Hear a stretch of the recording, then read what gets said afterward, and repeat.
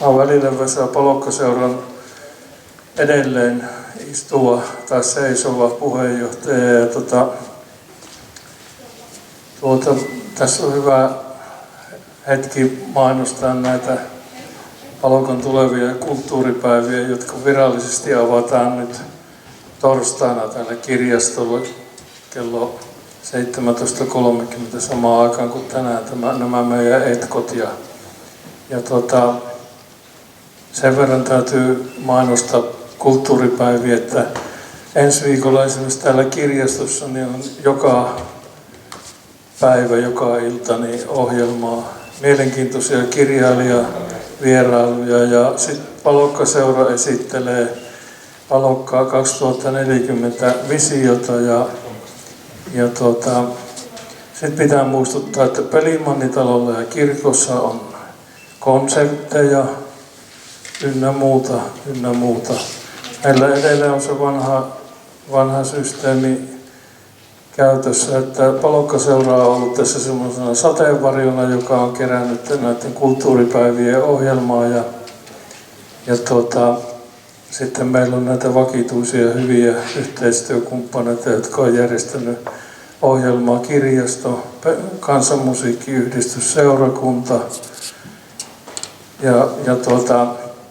sen lisäksi monet yksittäiset ohjelmantuottajat ja meillä on tälläkin kertaa kaikkiaan muistaakseni 20 eri tapahtumaa 9. ja 19. päivän väliin.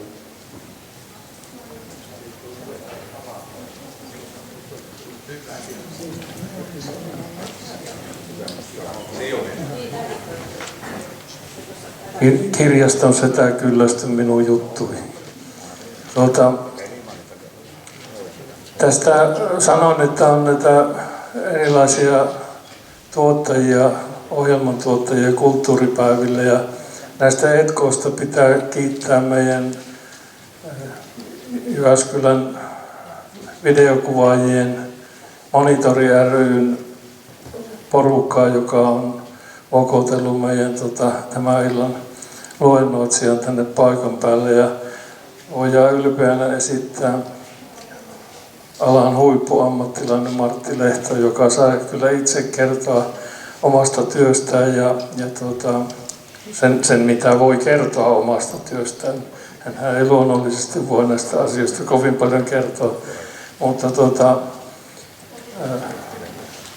tosiaan meillä on huippuluokan asiantuntija paikan päällä puhumassa kyberturvallisuudesta ja kyber on hyvin moniselitteinen sana, jolla on merkityksiä erittäin paljon ja kyberturvallisuus on yksi niitä merkityksellisimpiä asioita tänä päivänä. Tämä on muuten hyvä päivä pitää turvallisuudesta luentoa.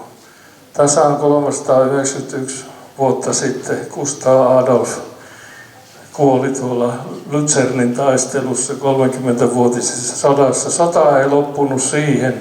Se loppui pyöreästi 10 vuotta myöhemmin vasta, mutta tämän päivän teema sopii hyvin tähän ruotsalaisuuden päivään ja Gustav Adolfin päivään. Martti Lehto, ole hyvä.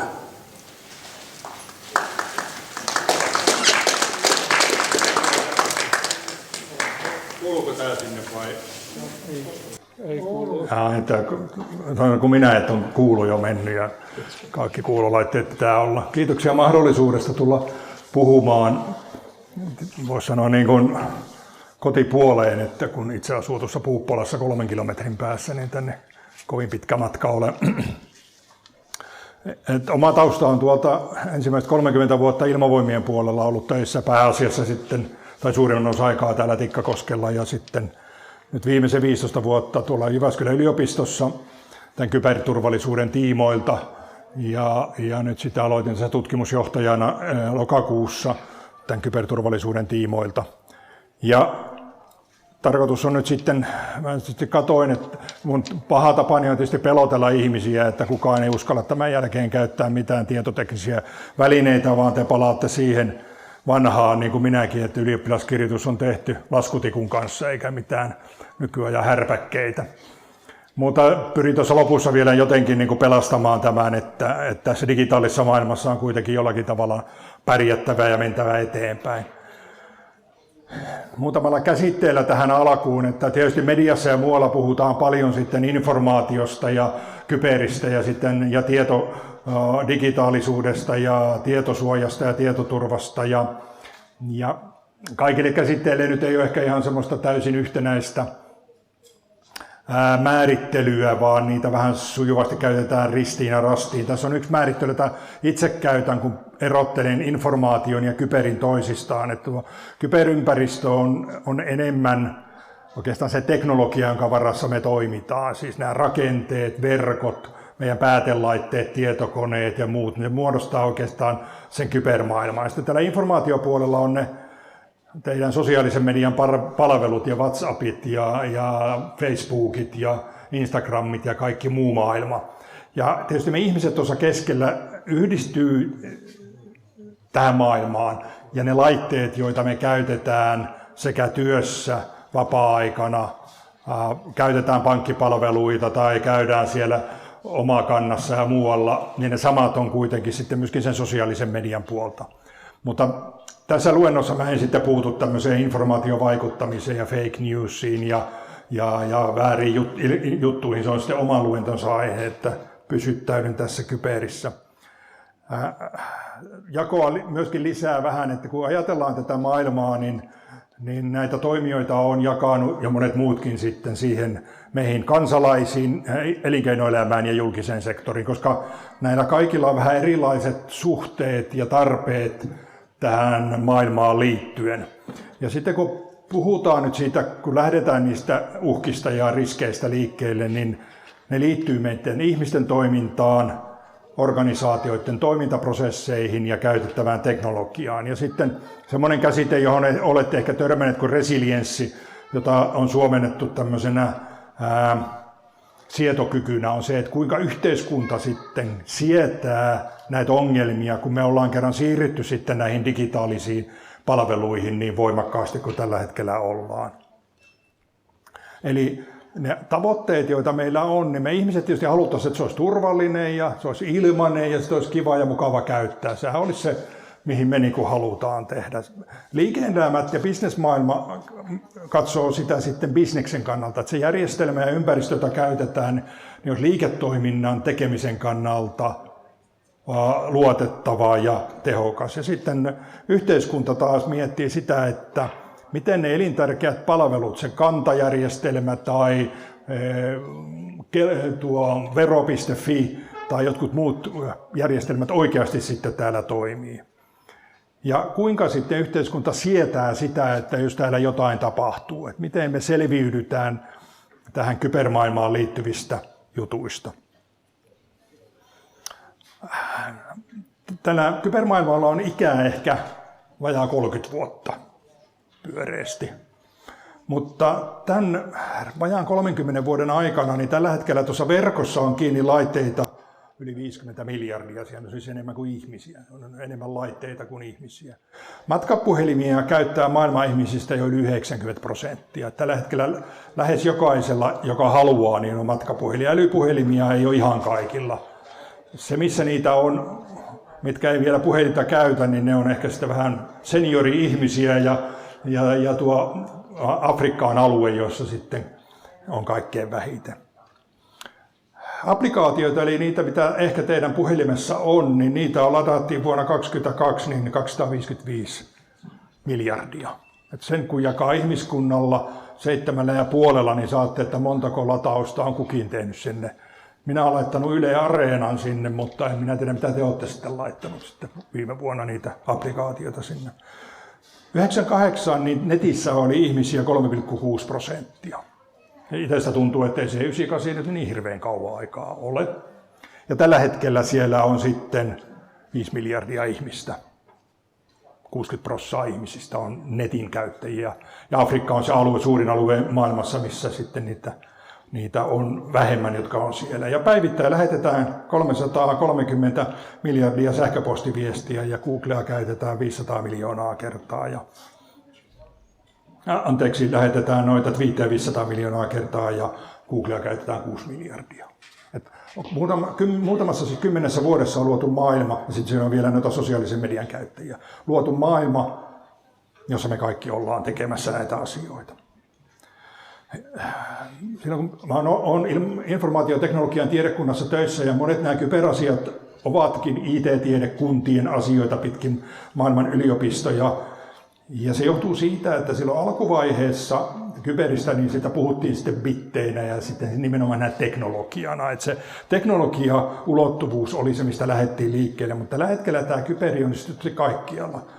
Puhun muutamalla sanalla tuosta poliittisesta ulottuvuudesta, sotilaallista ulottuvuudesta muutaman sanan tuolla.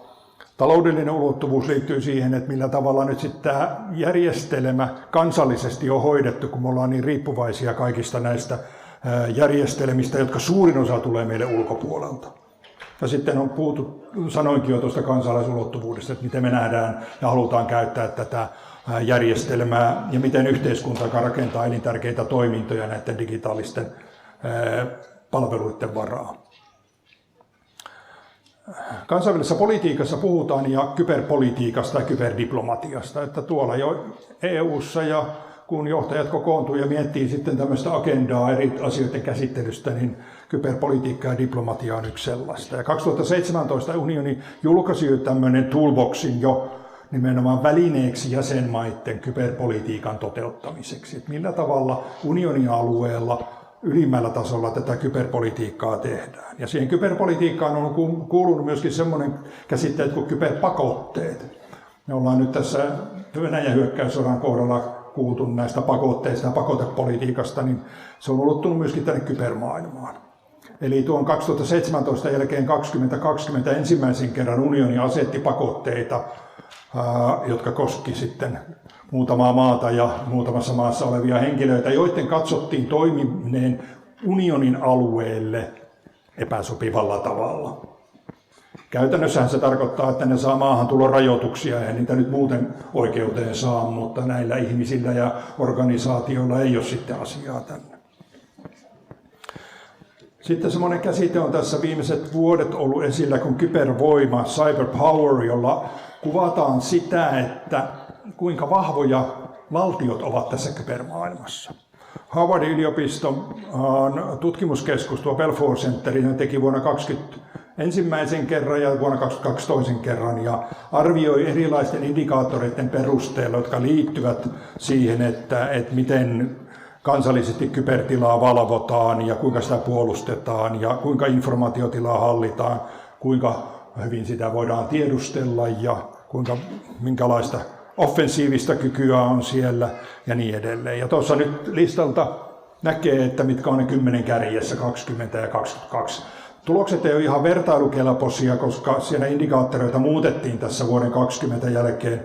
Tuo 8, eli valtion kyky toteuttaa kyberrikollisuutta. Joku miettii, että no onko se joku valtion hommia, niin tässähän ei puhuta pelkästään siitä, onko asiat oikein vai väärin, mutta meillä on valtioita maailmassa, joiden niin kuin yksi iso toimintamuoto on valtiollinen kyberrikollisuus. Ja siinä näkyy sitten ne johtavat valtiot. Joku kysyy, että no missä se Suomi on, niin se on koko listalla näiden 30 joukossa. Se ei pelkästään perustu siihen, että me ei oltaisi niin hyviä, vaan siitä, että tämä tutkimus kaikilta osin perustuu julkisiin lähteisiin ja Suomesta ei tutkijoiden mielestä ole riittävästi lähdeaineistoa, jotta sitä voisi oikeasti sitten mitata. Se, mitä itse aikoinaan silloin kiinnitti huomiota, on nuo Alankomaat, joka on kuitenkin tämmöinen pienehkö eurooppalainen valtio, eikä yleisesti tunnettu mikään suurvalta, niin kuin nuo ensimmäiset tuolla. Mutta se johtuu tuo Alankomaiden hyvä asema siitä, että siellä tehtiin hyvin kauan sitten, yli 20 vuotta sitten, poliittinen päätös tällä kyberalalla olla kärjessä, joka tarkoitti, että he investoi sekä niin kuin koulutukseen, tutkimukseen, että julkiseen sektoriin, ja se näkyy nyt sitten heidän kyvyssään monella eri sektorilla, ja nimenomaan sitten, miten se tässä indeksissä on pärjännyt. No nyt kun me sitä internetiä on sitten rakennettu tänne ja ajateltu, että täällä maailmassa luodaan maailma, jossa me kaikki sitten ollaan sulassa sovussa ja yhdessä, niin nämä suurvallat ei enää olekaan samaa mieltä, että internetti onkaan nyt kaikkia kattava. Eli Venäjälle teki jo päätöksen, 2018 teki laki ja 2019 he testasivat sitä, että Venäjä voidaan irrottaa tästä internetistä ja niin kuin pitää oma tämmöinen venäläinen oma internetsegmenttinsä. Se, että kuinka hyvin se onnistuu, emme nyt oikeasti tiedetä. Väittivät niin, että he kykenevät sitten ottamaan oman internetinsä käyttöön ja olemaan riippumattomia sitten tästä ja läntisestä internetistä. Kiinalaiset ei ole rakentaneet samasta lähtökohdasta omaa internettiä, eli ajatuksena, että he lähtisivät siitä omille teille. He ovat rakentaneet sen vähän toisella tavalla. Eli sinne on rakennettu 2013 suuri palomuuri, niin kuin Kiinan muuria vastaava järjestelmä. Mutta järjestelmä, joka siis tarkoittaa sitä, että kaikki liikenne, mikä lähtee Kiinasta tai tulee Kiinaan, voidaan valvoa. Eli he pystyvät määrittämään, mitkä palvelut, mitkä ohjelmistot, mikä liikenne sitten Kiinaan sisälle ja ulos. Ja tuo Great Canoni sitten vuodelta 2015 on tämmöinen, voisi sanoa, sisällönmuutostyökalu. Että he pystyvät käsittelemään sitä informaatiosisältöä, mikä sillä netissä liikkuu, haluamakseen. Ja niinpä sitten tästä maailmasta on muodostunut tällainen maailma. Että ehkä suurimmalle osalle sitten tuo Yhdysvaltain otsikon alla olevat länsimaiset erilaiset palvelut, alkaen Googlesta ja WhatsAppista ja YouTubesta ja Amazonista alkaen on meille tuttuja, mutta sitten ja GPS-järjestelmä, joka on paikannut satelliittijärjestelmä, jota tietysti tarvitaan näihin palveluihin ja moneen muuhun. Kiinalaisilla on oma paikannut satelliittijärjestelmä ja venäläisillä omansa, eli ne eivät ole riippuvaisia läntisistä paikannusjärjestelmistä ja he ovat luoneet myöskin omat digitaaliset palvelunsa itselleen. Ajatuksena, siellä on niin kuin, ehkä semmoinen yksi mielenkiintoisia on sitten tuo Wikipedia, jota me ollaan varmaan monet käytetty. Niin venäläisillä ja kiinalaisilla on omat Wikipediat, koska Putin totesi, että tämä länsimainen Wikipedia on täynnä virheitä ja valeita, niin he oli pakko tehdä omaansa. Ja kiinalaiset teki ihan samanlaisen. Ja on tuolla kokeillut justiin, siis sillä tavalla, että käyttää Googlea, sitten Baiduta tai Yandexia, niin samaan kysymykseen saa 3 eri vastausta, joka niin osoittaa sen, että se maailma ei ole ikään kuin yksioikoinen ja sillä tavalla, että kaiken kattava ja kaikille samanlainen, vaan riippuu vähän, että kuka kysyy ja millä välineillä, niin saa sen tyyppisiä vastauksia. No, tässä oli ehkä tämän esityksen positiivinen maailma siinä mielessä, että me ollaan nyt sitten näiden digitaalisten palveluiden ja laitteiden ja värmeiden varassa tässä eletty, ja sitten loppu onkin sitten pelkkää kamaluutta tästä eteenpäin. Minkä takia tässä sitten puhutaan kyberuhkista ja riskeistä, niin se liittyy siihen, että näissä järjestelmissä on haavoittuvuuksia. Ja ne haavoittuvuudet liittyy valitettavasti meidän ihmisten toimintaan, ne liittyy, niin kuin mä mainitsin, näihin prosesseihin, joilla asioita hoidetaan, ja se liittyy tähän teknologiaan. Niihin uhkiin, eli siihen, että joku haluaa tehdä pahuutta täällä, niin hän me voidaan vaikuttaa. Että jos joku haluaa tehdä, niin hän sen tekee. Ja niihin haavoittuvuuksiin, joihin mä nyt menen seuraavaksi, niin niihin me nyt voidaan vaikuttaa ja sitä kautta pienentää riskiä. Että täällä varmaan osa tietää, perinteinen riskienhallinta niin toimii tässäkin tietysti. Mikä on se asiat, jolla me voidaan pienentää sitä riskiä ja sitä viimeistä jäännösriskiä hallita? No, niitä haavoittuvuuksia on paljon muitakin, että kuva menee liian pieneksi, jos on paljon lisää, mutta niitä on siis teknologioissa, erilaisissa organisaatioprosesseissa ja ihmisissä. Mennään tuohon softaan. Itse en osaa ohjelmoida yhtään, ja kun on keskusteltu sitten meidän softa-ihmisten kanssa tästä aiheesta, niin en ihan lopullista vastausta saanut. Kun me puhutaan softasta, eli softwareista, niin me tarkoitan erilaisia ohjelmistoja ja koodeja ja konfigurointia ja muuta. Eli se systeemi, millä nämä meidän järjestelmät sitten toimii. Et siinä softassa, joka on sitten koodattu, niin siinä on virheitä. Eli ne koodarit ei ole tehnytkään täydellistä koodia, joka olisi vailla virheitä. Ja tämmöisen Carnegie Mellon yliopiston perusteella on todettu, että 1000 koodiriviä kohti on 30-40 haavoittuvuutta. jos Google-käyttöjärjestelmässä on 40 miljoonaa koodiriviä, niin jos jokaista 1000 kohti on 340 virhettä, niin se on siis miljoonia koodivirheitä täynnä oleva ohjelmisto. Positiivista siinä on se, että näissä koodivirheistä suurin osa, yli 90%, on sellaisia, että ei niistä tämän kyberin kannalta ole hyökkäjälle etua. Ne eivät siis ole sellaisia, joita voisi käyttää haitalliseen tarkoitukseen. Ja niistä viimeisestä, siitä 5%, josta voi olla haittaa, niin niistäkin on pieni osa todella vaarallisia. Et vaikka sitä täydellistä koodia ei tehdäkään, niin ei sinne nyt aivan pilvin pimein jää niitä aukkoja, joita ne konnat käyttää, mutta kyllä ne niitä sitten tekee. Että tässä nyt kun on NATOonkin liitytty ja muuta, niin eihän tämmöiset uutiset tietysti hauskoja ole, että NATOon on valittu sähköpostijärjestelmä, jossa on löydetty aikoinaan haavoittuvuus, jota venäläiset on käyttänyt hyväkseen hyökkäyksissään. Herää niin kuin kysymys, että eikö tämän tason turvallisuusorganisaatio pysty hankkimaan paremman tason sähköpostiohjelmaa, joka olisi sen verran tsekattu, että siellä ei ole näitä ohjelmistohaavoittuvuuksia.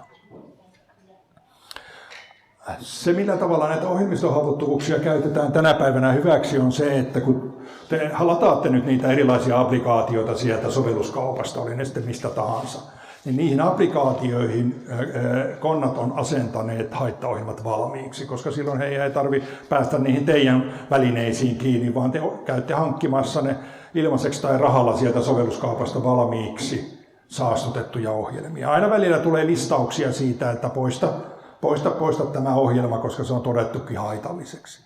Kyllä nämä sovelluskaupat tietysti pyrkii katsomaan, että sinne myyntiin ja tulevat tai ilmaiseen jakeluun tulevat ohjelmat olisi sitten puhtaita, mutta ei kenenkään todennäköisesti aika ja mahdollisuudet riitä. Sitten kun me saadaan sitten tämmöisiä viestejä, minä näitä jonkun verran keräinyt, mutta tähän menisi yhden ihmisen koko päivä eikä riittäisikään näihin uutisten keräämiseen siitä, että poista nämä ohjelmat, niissä on haavoittuvuuksia valmiiksi. Näitä löytyy koko ajan. S-Pankille ei nyt käynyt kovin iloisesti siinä mielessä, että 16-vuotiaat löytää ne haavoittuvuudet järjestelmästä ja saa sieltä kerättyä rahaa mukavaan karkkeihin ja limsaan.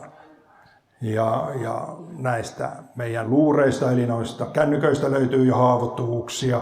Eli ennen järjestelmistä oleva niin kuin ohjelmistot ja softa valitettavasti sisältää näitä haavoittuvuuksia. Niihin ne konnat pyrkii pääseen käsiksi. Missä pääosa maailman niin kuin kaupallisista mikrosiruista valmistetaan? Kiinassa. Sen takia, että nämä isot sirufirmat aikoinaan tietysti totesivat, että siellä on halpaa työvoimaa, mikä pitää paikkansa tietystikin. Mutta sitten me törmätään nyt siihen ongelmaan, että siellä tuotetaan siruja, jotka ei ole ihan sitä, mitä näyttää. Näitä siruja voidaan käsitellä esimerkiksi kuumakäsittelyllä, niiden elinikää voidaan lyhentää, että kun pitäisi toimia 15 vuotta, niin toimii vaan sitten 6 kuukautta. Niitä voidaan myöskin sisällä olevia kytkentöjä ja muita käsitellä niin, että ne ei toimi niin kuin niiden pitäisi tai että ne toimii toisella tavalla tai eivät kestä sitä, mitä pitää. Pahimmat on sitten se, että sinne lisätään ylimääräisiä transistoreita, eli rakennetaan sille sirulle ylimääräisiä toiminnallisuuksia. Että tältä näyttää siru ja tuolta näyttää toinen, sinun päätä päin ne on ihan koodattu samalla tavalla, mutta sitten kun niitä röntgenillä katsotaan sisältä, niin ne onkin vähän erilaisia. Tässä korona-aikana meidän tuolla laboratorien nuorukaiset niin hankkivat kuumemittari, jolla voi otsasta ottaa kuumetta.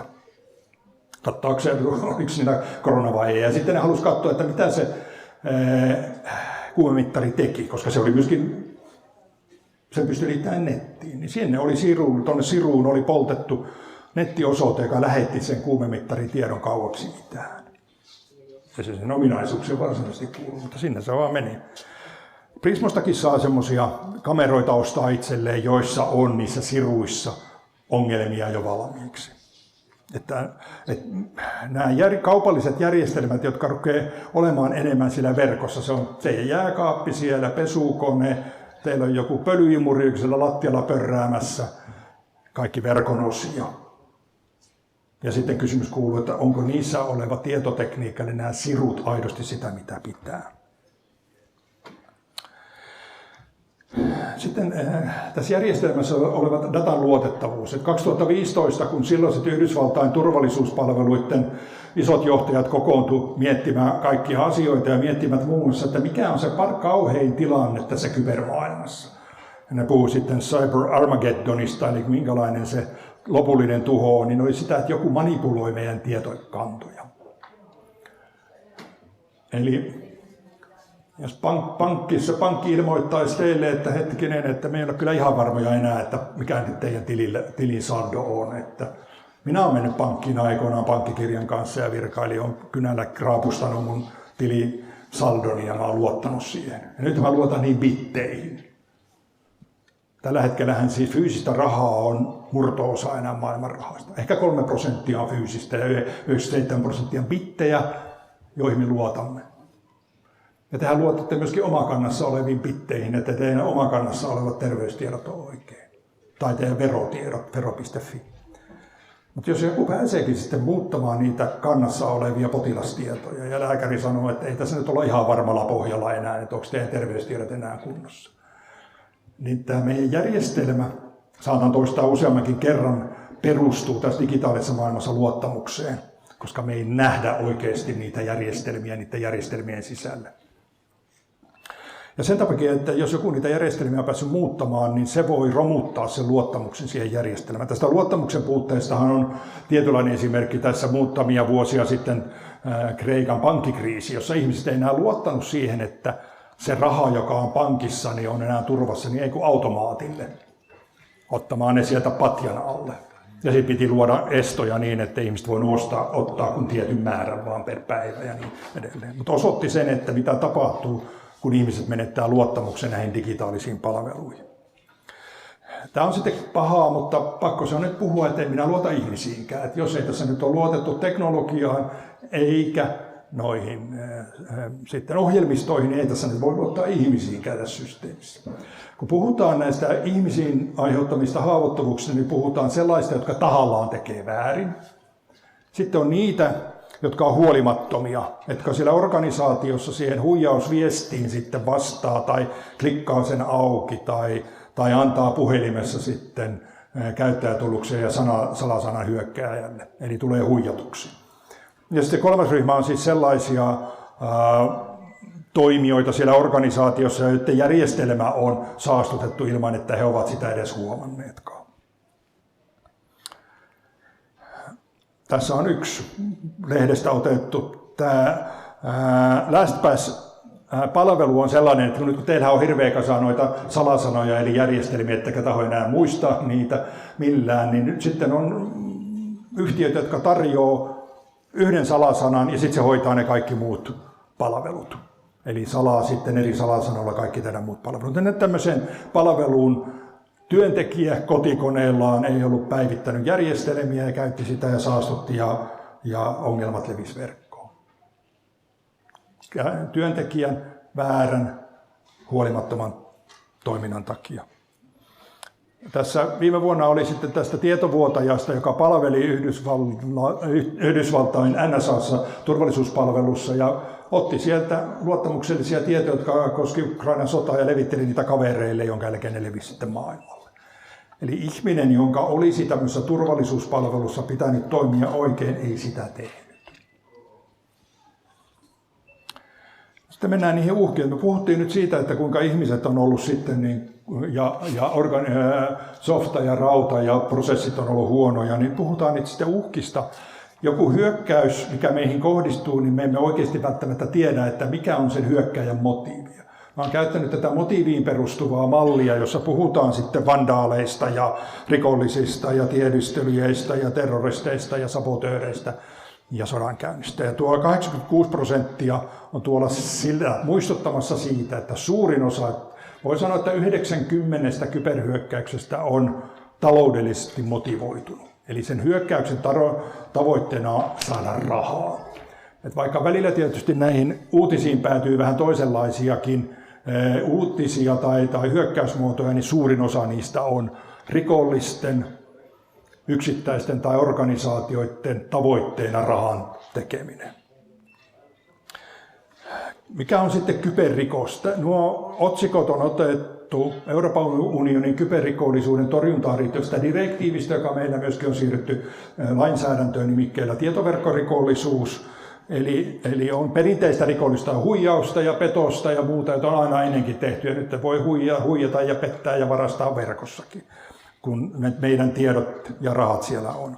Laittoman sisällön julkaiseminen verkossa ja viestimissä liittyy lapsipornon hallussapitoon ja levittämiseen. Ja sitten tuo kolmonen on niitä rikoksia, joita voi tehdä vain verkossa, kuten hakkeroida ja estää palveluiden toimintaa. Jos teillä kun on kuitenkin teillä seniorilla aikaa ja mietitte, että olisiko jotakin pienen eläkkeen niin kuin lisäksi, niin tämä kyberrikollisuus on kannattavaa bisnestä. Sen liikevaihto on 1,5 biljoonaa, joka tarkoittaa 1500 miljardia vuodessa. Jos kansantalouksia laitetaan jonoon, niin maailman suurin kansantalous on Yhdysvallat ja Kiina siinä kohdalla, ja tämä kyberrikollisten kansantalous on maailman 3. suurin kansantalous tässä bisneksessä. Siellä puhutaan laittomasta verkkokaupasta, liikesalaisuuksien myynnistä, datan myynnistä, crime as a service-palvelusta, eli tämmöisiä rikollispalveluita ja lunnashaittaohjelmia. Suurimmat lunnaat, jotka on maksettu siitä, että on hyökätty organisaatioon, kryptattu sen organisaation tiedot ja sanottu, että saatte salausavaimen vaan kun maksatte, niin 40 miljoonaa on suuri, mikä on maksettu. Tämä on sitten lisännyt vakuuttamista. Että meillä on varmaan kotivakuutus ja palovakuutus ja tapaturmavakuutus, niin nyt sitten yksityisille ei myydä vielä kybervakuutusta, mutta organisaatioille myydään kyllä. Ja se bisnes on hirvittävästi kasvaa 20-30% vuodessa. Eli nyt perinteinen organisaatioiden tapa sitä kyberriskiä pienentää on vakuuttaa itsensä. Ja niin kuin sanottu, että tähän kyberrikollisuuteen on helppo lähteä mukaan. Se ei vaatii isoja pääomia, niin kuin näette, että siinä pystyy hankkimaan tämmöisiä murtautumistyökaluja ja murtautumispalveluita ihan muutamilla kympeillä. Ja oliko siellä muistaakseni DDoS Attack, eli tämmöinen palveluista on vain 50 päivä. Ja sitten jos teillä on joku, haluatte välittää, että mainostaa tuotteita ja palveluita, niin miljoonia sähköpostiosoitteita saa kympillä. Tuo musta on tuolla todeltakin tuolta Dark Webin puolelta. Meillä on muutamat tutkijat perehtyneet siihen, että millä tavalla tuolla pimeän verkon puolella tehdään erilaista kauppaa. Mutta tästä jää harvoin kiinni, että nythän meillä on sitten tämä Vastaamo-keissi, jota te olette ehkä seuranneet, ja katsotaan, mikä tulee olemaan lopputulos. Eli kysymys siitä, että pystyykö syyttäjä oikeasti näyttämään toteen, että painoko Justus enteriä vai ei. Mutta tätä voi tehdä kotisohvalta ja työkaluja voi hankkia. Ei tarvitse olla siis IT- eikä kyberammattilainen, koska ne työkalut voidaan niin kuin itsekin hankkia. Organisaatioille mä oon aina sanonut, jos ne samallaan, että mihinkä kannattaa, jos nyt yhteen asiaan kiinnittää huomiota, niin se on sähköposti. Koska 90 hyökkäyksestä perustuu sähköpostin huijaukseen. Eli sillä sähköpostilla huijataan sieltä organisaatiosta käyttäjätunnukset ja salasanat. Että jos me ajatellaan, että ne huippuhakkerit sitten menee ja murtautuu kaikesta läpi, niin kyllä ne osin sitäkin tekee, mutta mitäpä sitä suotta tekee, kun lähettää jonkun kauniisti peitellyn viestin, jolla saa sen kohteen antamaan salasanan ja käyttäjätunnuksen, niin välttyy sitä turhalta niin kuin murtautumistoiminnalta. Eli 90 on näistä. Eli kysymys on siitä, miten organisaatiossa työntekijät käsittelee näitä huijausviestejä. Tuolla yliopistolla on tietysti meillä ruvettu parantamaan siellä meidän IT-tuki. Ehkä ne kerran kuussa lähettää semmoisen huijausviestin meille työntekijöille. Ja se, joka sitä sitten klikkaa, niin sitten se joutuu varmaan dekaanin puhutteluun ja toisella kerralla tervataan ja höyhennetään. Mutta ajatus on sitten se, että niinku pitää ihmiset tietoisena ja katsoa vähän sitä viestiä. Silloin kun puhutaan näistä megahyökkäyksistä, eli todella isoista hyökkäyksistä, niin siellä niin kuin läpipääsyt menee siitä, että ulkopuolinen hyökkääjä murtautuu järjestelmistä läpi. Ja toinen keskeisin syy on se, että näiden isojen organisaatioiden konfiguraatiot on niin huonosti tehty, että ne konfiguraatiot, eli järjestelmien rakentamisessa on tehty puutteita. Me jonkun verran tutkittiin muutamia vuosia sitten terveydenhuoltoalan juttuja ja esimerkiksi Yhdysvalloissa 20 suurinta tietomurtoa terveydenhuoltoalalle sairaaloihin perustui juuri siihen, että ne tietojärjestelmien rakentaminen oli tehty huonosti. Sitä ei ollut siis rakennettu turvallisuuden kannalta parhaalla mahdollisella tavalla. Tällainen AV-testi, joka on saksalainen yritys, joka kokoaa tietoa siitä, että paljonko täältä maailmasta löytyy näitä haittaohjelmia. Ne on aloittaneet tämän keräämisen vuodet 1984, mutta ne ei juuri näkyisi tässä taulukossa. Ne rupeaa näkymään sitten vasta nämä haittaohjelmat ja tämmöiset ei-toivotut on nuo puoton ei-toivottuja ohjelmia. Se on 1,3 miljardia vuodessa. Eli joka päivä verkkoon ilmestyy 300-400 000 uutta haittaohjelmaa ja 3-4 miljoonaa vanha varianttia. Eli miljoonaluokan haittaohjelmia pitää siis joka hetki kyetä meidän järjestelmien torjumaan. Että siinä jää koronaviruksetkin toiseksi siinä määrästä, kuinka paljon näitä hyökkäyksiä meillä joka ikinen päivä. Ja miksi ne tuolta 2008 vuodesta on lähtenyt noin suureen nousuun, johtuu siitä, että me ollaan kyberrikollisille rakennettu erittäin tehokas bisnesalusta. Tor-verkko, jota myöskin suomeksi puhutaan sipuliverkoksi, joka Tor-verkko on US Navyn eli Yhdysvaltain merivoimien rakentama. Kun ne merimiehet miettivät, että kun paatit on pitkin maailmaa ja pitäisi lähetellä viestejä ja netti on kyllä, mutta sehän en uskalla oikein netissä laittaa, niin rakennetaan tämmöinen netin päällä oleva järjestelmä, jossa voidaan anonyymisti viestiä toisten välillä. Joka tarkoittaa sitä, että jos minä viestin sulle, niin kukaan ei tiedä, että kuka lähetti kenelle. Se reititetään sillä tavalla, että semmoista taaksepäin ei pystytä niin kuin löytämään sitä, että kuka lähetti kenellekin. No sitten me päästään näihin kryptovaluuttoihin vuonna 2008, josta Bitcoin ensimmäinen ja muuta on. Henkilökohtaisesti pidän näitä aika lailla huijauksena, mutta ennen näitä kryptovaluuttaahan rikolliset joutuivat jollakin tavalla pyörittämään rahaa. Ja pankithan näki rahaliikenteen. Ja pankeilla oli niin periaatteessa mahdollisuus päästä siihen rikolliseen rahaliikenteeseen. No nyt kun pankkeja ei enää rikolliset tarvitse, kun ne hoitaa sen tuolla kryptomaailmassa anonyymisti. Ja sitten se kolmas työkalu on sitten pikaviestipalvelut. Palaan siihen myöhemmin, mutta rikolliset käyttää tämä Vickerin pikaviestipalvelu, joka sinällään on ihan ok, ei siinä ole mitään rikollista, mutta sinne voi rekisteröityä vaikka sakusammakko. Että siis se, että kukaan ei pääse käsiksi, kuka oikeasti on sen palvelun käyttäjä. Niin nyt, ja erityisesti huumerikollisethan tarvii tietysti semmoisen välineen, jolla ne voi sitten kertoa, että mistä ne huumeet löytyy, kun ne on tuolta pimeästä verkosta ostettu, bitcoinilla maksettu, jostakin ne pitää käydä hakemassa. Mutta kaikki nämä on ilmaisia, niitä on täysin laillista käyttää, siis Torin käyttäminen on täysin laillista, ja Bitcoinissa ei edes missään ole rikollista, mutta ne ovat antaneet valitettavasti tälle rikolliselle maailmalle aivan oivan työkalun. Teillekin on niin kuin valmiina nyt nämä työkalut sitten käytettävissä. Ja sitten kun se asiat menee huonosti, tässä on yhdestä lunashaittaohjelmakeisistä tuolla Yhdysvalloissa 400 sairaalan organisaatio, yksityinen sairaala, ja siellä tämmöinen lunashaittaohjelma pääsi saastuttamaan ne järjestelmät. Niin tuossa sitä sitten kerrotaan, että miten siinä kävi, että ei toimi puhelimet, ei toimi, ei saada asiakkaita sisään, ei saada potilastietoja. Asiakkaille sanotaan, että voitko mennä sitten tuonne toiseen sairaalaan, kun me ei pystytä suottamaan tänne ollenkaan, eikä saada sieltä kuvantamispuolelta palveluita. Ja rahaa niitä paloi sitten 42 miljoonaa sitten siihen tulojen menetystä, kun yksityinen sairaala 60 miljoonaa meni korjaamiseen ja 3 viikkoa tarvittiin aikaa. Et silloin kun asiat huonosti hoidetaan, niin menetykset ja kustannukset on valtavia. Sitten se on nyt rikollista, mennään tiedustelupuolelle.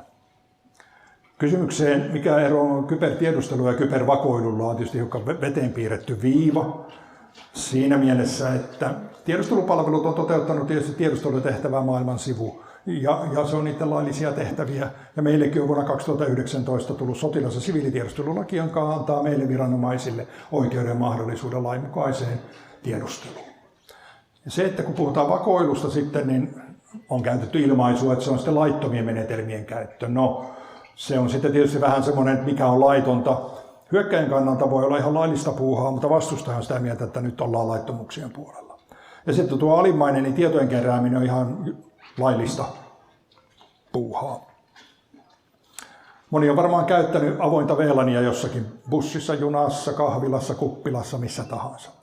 No, tämä esimerkki nyt kuvaa sitten, mitä tämä Kustavi teki 2015 tuolla Seelenissä, jossa aina tammikuussa kokoontuu Pohjoismaiden puolustusministerit ja komentajat ja muuta 100 henkeä. Hän pisti sitten tämän oman OpenJesti pystyynsä. Ja siihen sitten oli helppo mennä, kun klikkasi vaan auki sen, mutta unohtaen sitten sen, että Gustavihan näki, mitä ne sillä verkossa teki. Ja näitä valehuijausjuttuja löytyy edelleenkin. Ja erityisesti niitä on löytynyt esimerkiksi lentoasemilta, että joku, ei ne nyt meistä ole kiinnostuneita ne tiedustelijat, vaan jostakin tärkeistä henkilöistä, jotka on just menossa koneeseen, pitää lähettää joku viesti organisaatiolle tai firmaan, mistä löytyy avoin VLAN, niin tosta noin.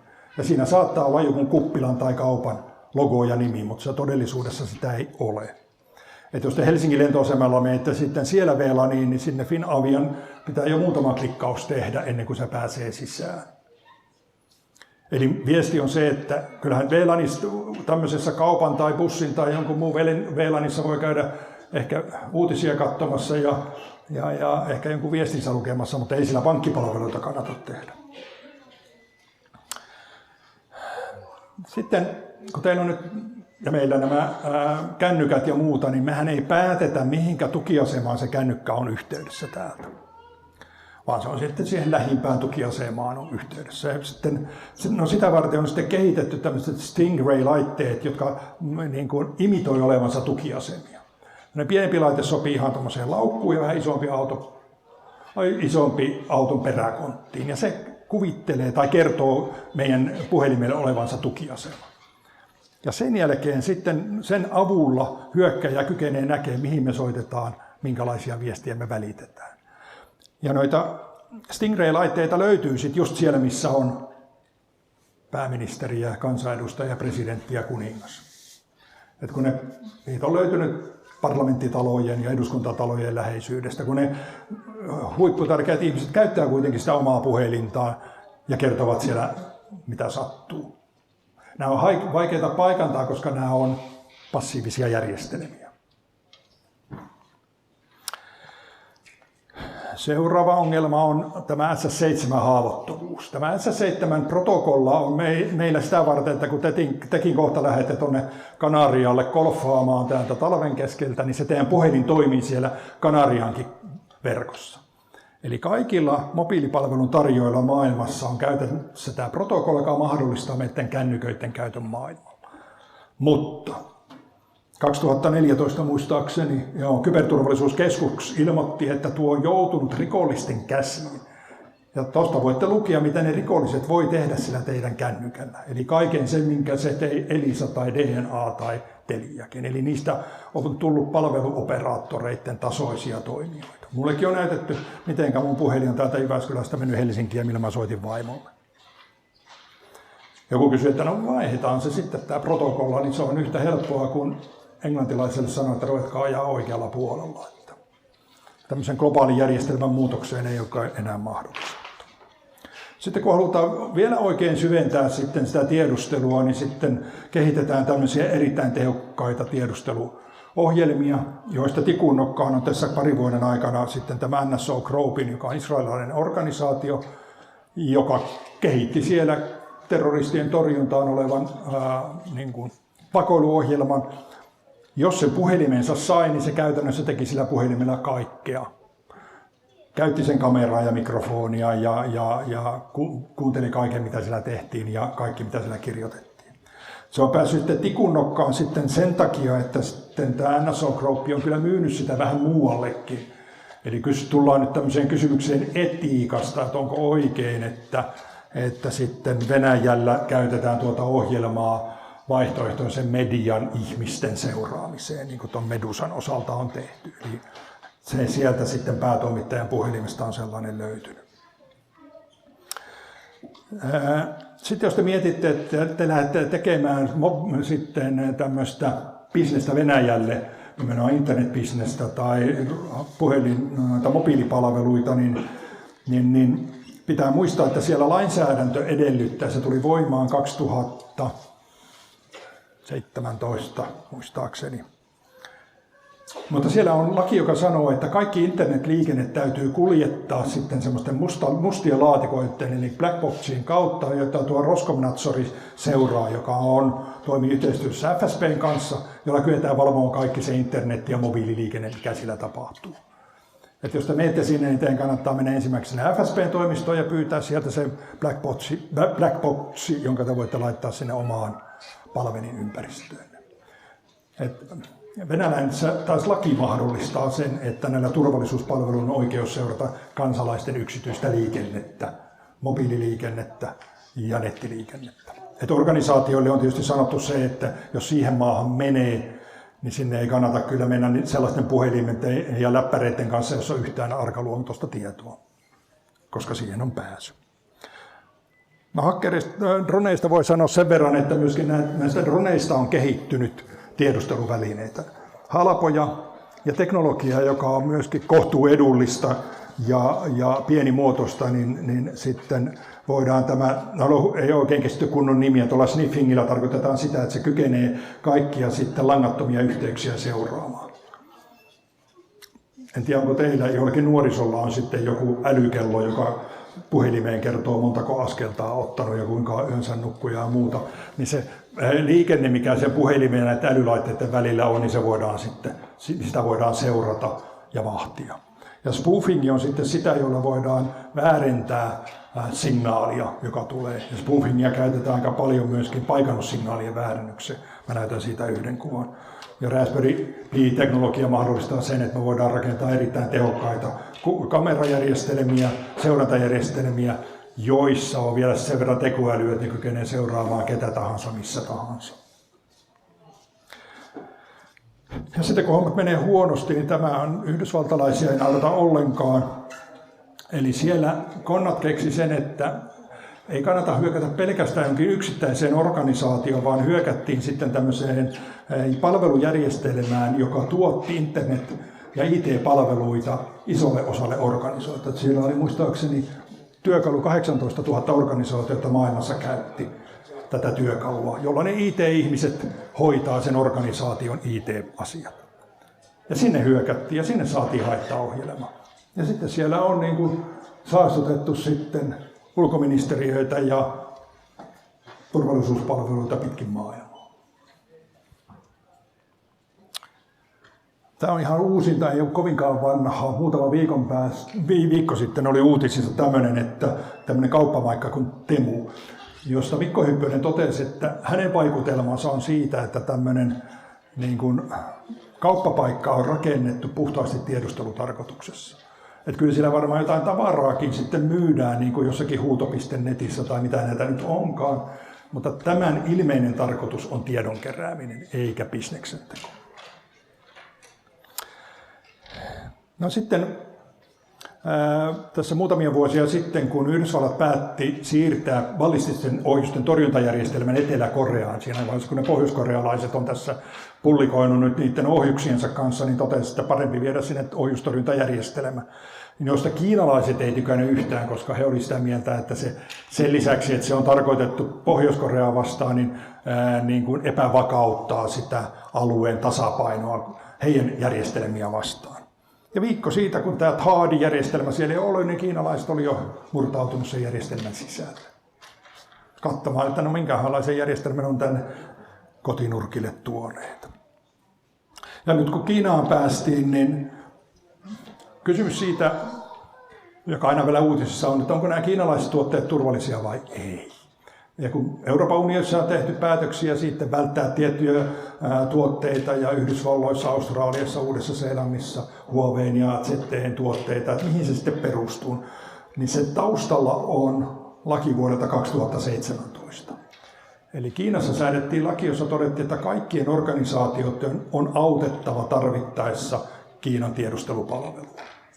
Että tietysti tämmöisen organisaation johtaja voi ihan varmasti ja vilpittömästi sanoa, että me ei tehdä mitään laitonta, eivätkä teekään, mutta että se turvallisuuspalvelu, kun pyytää tietoa tai pyytää pääsyä johonkin tietoon, niin heillä ei ole mitään muuta vaihtoehtoa kuin auttaa siinä tiedon kokoamisessa.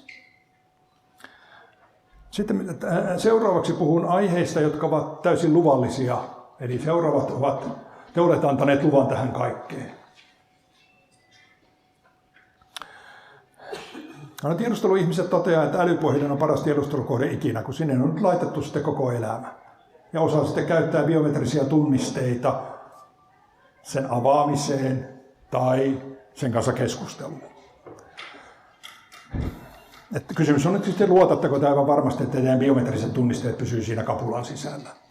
Että minun kapulaani niin aukeaa tunnusluvulla, ja jos se joku murtaa, niin mä voin sen vaihtaa, mutta biometrisiä tunnisteita ei pääse vaihtamaan.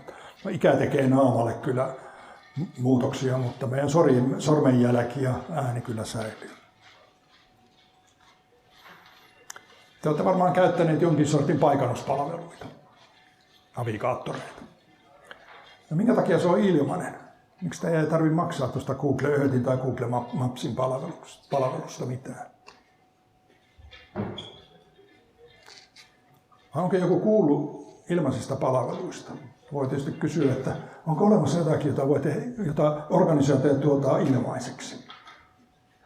Eli jos unohdan myöhemmin sanoa, niin yksi muistivinkki on niin miettiä, että jos mä lataan verkosta jotakin, joka on ilmasta, niin pitää miettiä, että miksi. Vanhaan aikaan sanottiin, että ei ole ilmaisia lounaita. Tässä pätee sama, että ei ole ilmaisia ohjelmia, ei ole ilmaisia applikaatioita. Google ei ollenkaan tätä paikannusohjelmaa keksinyt, se on niin kuin Keyhole Corporation, joka sen 2000-luvun alussa kehitti, ja Google sen osti, niin kuin se on paljon palveluita osti. Sen Keyhole Corporationin taustalla on tiedustelupalvelu, joka on rahoittanut tämmöisen rakentamisen.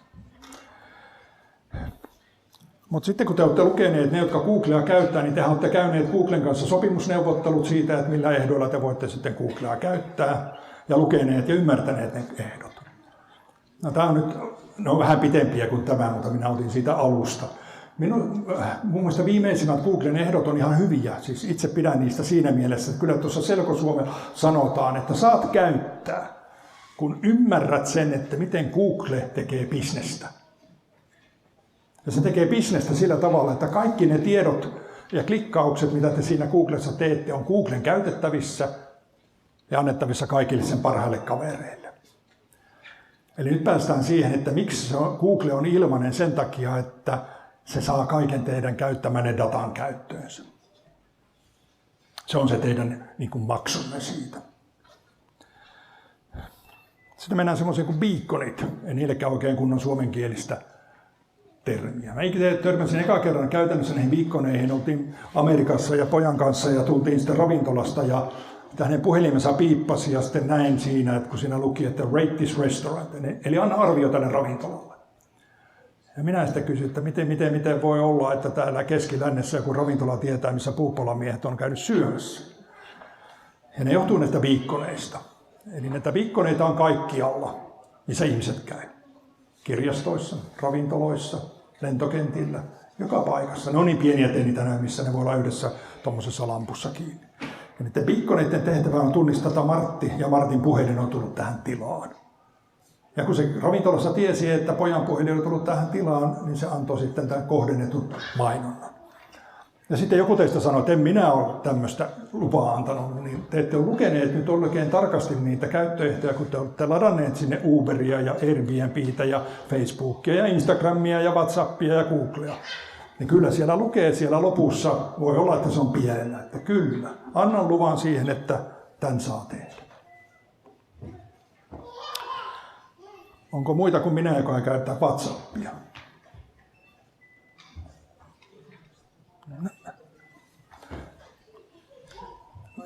Miten se nyt on yhtään sen parempi kuin tekstiviestit? Minä maksan niistä tekstiviesteistä sille palveluntarjoajalle ja niistä puheluista, mitä mä soitan. Toisin kerran, miksi WhatsApp on sitten ilmainen, jos se on näin hyvä, niin kuin tuossa luetaan, että se on vielä päästä päähän salattu, kukaan ei tiedä. Tässä entiset armeijan miehet ja viestimiehet on hykerteliset, aivan upea palvelu on kehitetty ilmaiseksi vielä. Että eihän tässä armeijan tarvitse mitään muuta kuin WhatsAppin laittaa joka ikiseen värmeeseen ja tietoturva on taattu. Mutta se asia nyt ei ole ihan näin. Pahin ongelma noissa pikaviestipalveluissa on se, mitä tuossa lukee tuossa laatikossa, että on löydetty muistakin treimasta ja signaalista, että siinä ringissä voi olla joku ylimääräinen ihminen, joka ei näy käyttäjille, mutta joka oikeasti tietää, mitä siinä ringissä tapahtuu. Ja sitten kun te mietitte, että mitä nuo pälyilevät upseerit, tuossa turkkilaiset upseerit miettii, ne miettii sitä, että vallankumousta, jonka ne yritti 2016. Ja ne onnettomat perusti WhatsApp-ringin, jolla sitä vallankumousta johdettiin. Ja sillä ne paljastui. Se viimeinen viesti siinä WhatsApp-ringissä oli, että ollaan jääty kiinni, että paetkaa jos voitte. Että jos te suunnittelette jotakin semmoista valtionvastaista toimintaa ja muuta pahuutta, niin älkää nyt niitä pikaviestinpalveluita käyttäkö johtamiseen. Et ihan keksikää joku muu systeemi, mutta ei noita kuitenkaan. No, ruvetaan lähestymään sitä, mistä tässä on kysymys, että kun kasvojen tunnistusta on käytetty jo pitkään, jolla on voitu sitten nähdä ihminen ja tunnistaa niitä. Ja tällä hetkellä nämä älypuhelit ja niiden palvelut mahdollistaa sen, että myöskin tiedetään meidän persoonallisuus. Sitä varten siinä puhelimessa on kamera, että kun niitä kissavideoita katsotte, niin kamera tietää siitä, että pidättekö niistä vai ette. Puhutaan tämmöistä kuin customer intelligenceista, eli kuluttajatietojen keräämisestä. Eli kaikki ne erilaiset palvelut, missä me on viittanut, ja monet muut tämän lisäksi kerää meistä kaikkea tietoa luvan perästä. Ja niistä voidaan tehdä sitten profiileita. Tuolla Yhdysvalloissa on tämmöinen kuin Axiom-organisaatio, joka kerää tuhansia eri attribuuteilla profiilitietoja ihmisistä. Jenkeissä tätä on viety bisneksessä todella pitkälle, että jos te siellä menette hankkimaan sairausvakuutusta tai asuntolainaa, niin sitten katsotaan tämmöisellä palveluntarjoajan profiilista, että mitähän se Martti on oikein elämässään tehnyt. Voiko sille antaa lainaa, ja jos voi, niin millä korolla? Voiko sille antaa minkälaista elämää on ollut, voiko sille antaa mitään vakuutustakaan, että onko se viettänyt niin huonoa elämää, että se kuolee kohta käsiin. Se, mihin kanssa kaikella pyritään, on tämä mikrokohdentaminen, jossa sinällään ei ole mitään pahaa.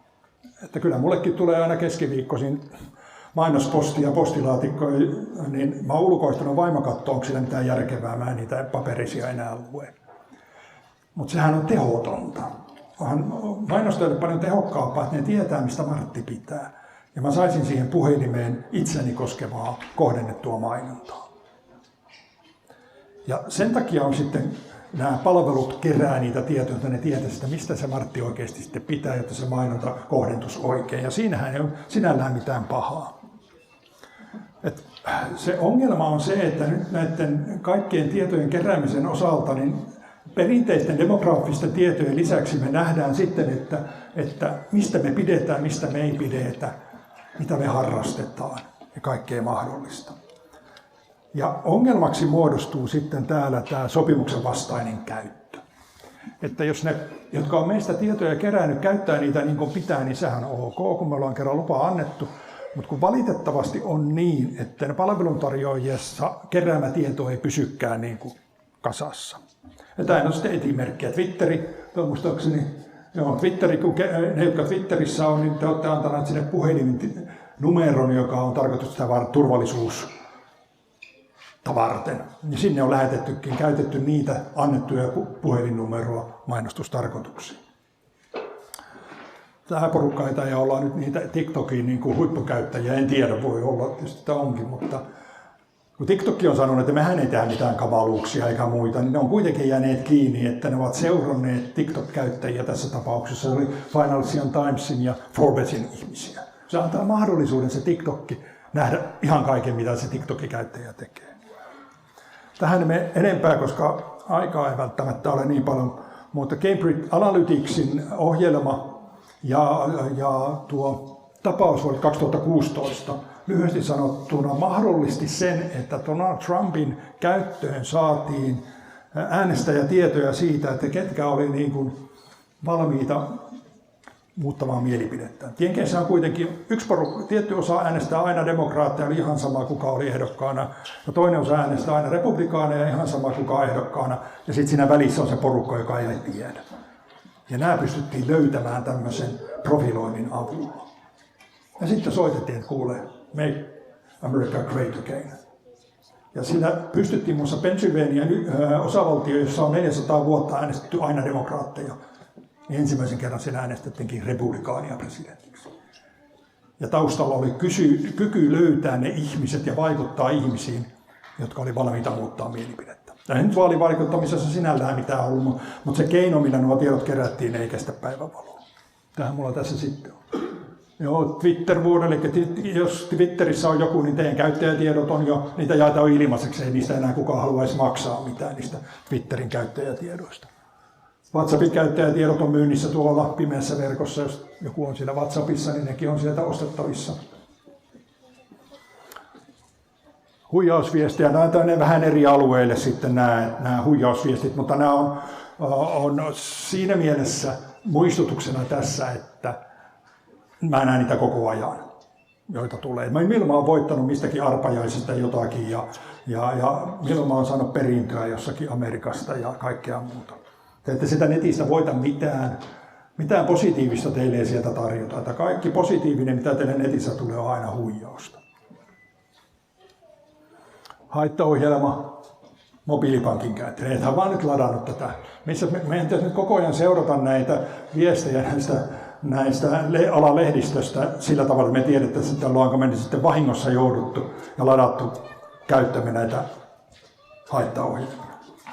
Nyt mennään tuon kriittisen infran puolelle, eli siihen maailmaan, jossa tällä digitaalisuudella on niin kuin rakennettu meidän maailma.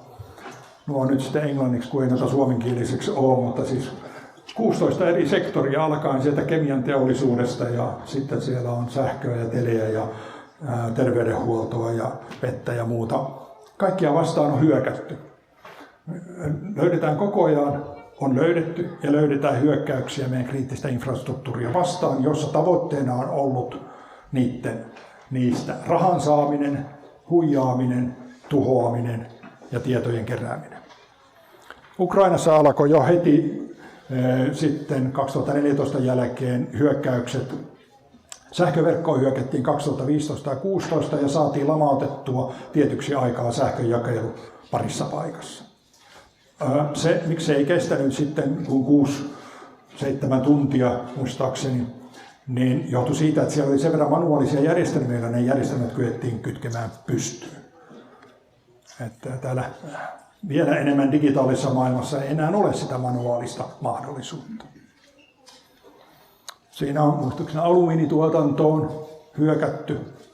Ei muuta kuin otettiin kynät ja paperi esille. Tuotantolaitos pysähtyi sitten Valtran tehtailla tuolla pohjoisessa. Muutama päivä oli sitten insinöörit vaan pelas pasianssia ja odotteli, että saadaan tietojärjestelmät kuntoon, että voidaan tehdä traktoreita.